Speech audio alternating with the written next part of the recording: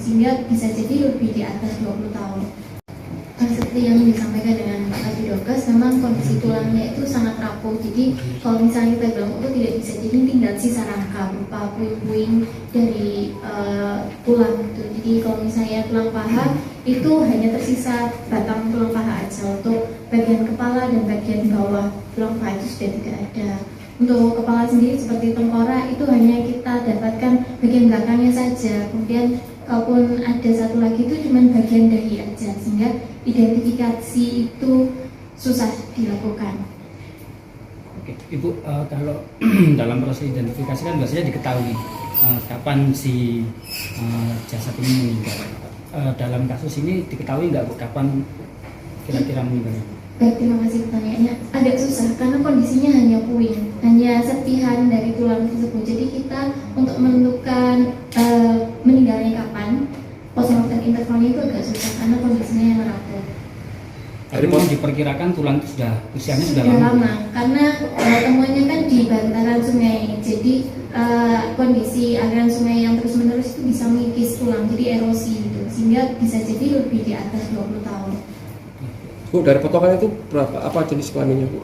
Tidak bisa ditentukan. Kami kemungkinan besar memang ada perempuan, tapi kita tidak begitu yakin karena untuk menilai jenis kelamin itu kan tidak boleh hanya satu fitur tulang saja dari beberapa fitur. Nah, karena kondisinya cuma sebongkah atau potongan tersebut, sehingga kami cuma bisa bilang kemungkinan besar bisa jadi memang bukan perempuan, bisa jadi jenis kelamin lainnya. Tapi kita masih tidak bisa karena kondisinya yang terlalu rusak dan sedikit.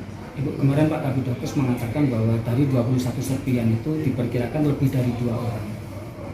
Seperti apa Ibu dari hasil pemeriksaan? Saya setuju dengan Pak Kabidokes, memang lebih dari 2 individu karena beberapa tulang itu misal ada 7 tulang paha, kan tidak mungkin satu orang punya 7 tulang paha. Jadi bisa jadi lebih dari 2 individu ya. 2 atau 3 individu.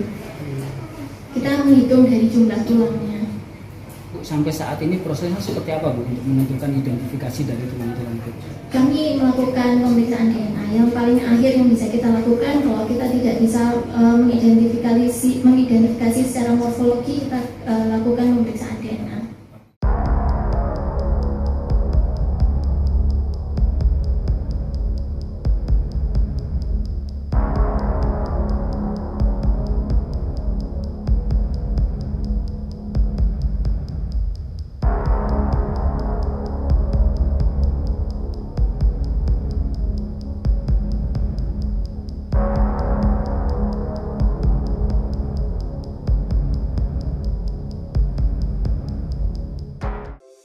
Di antara banyak sumber informasi, kami layak dipercaya.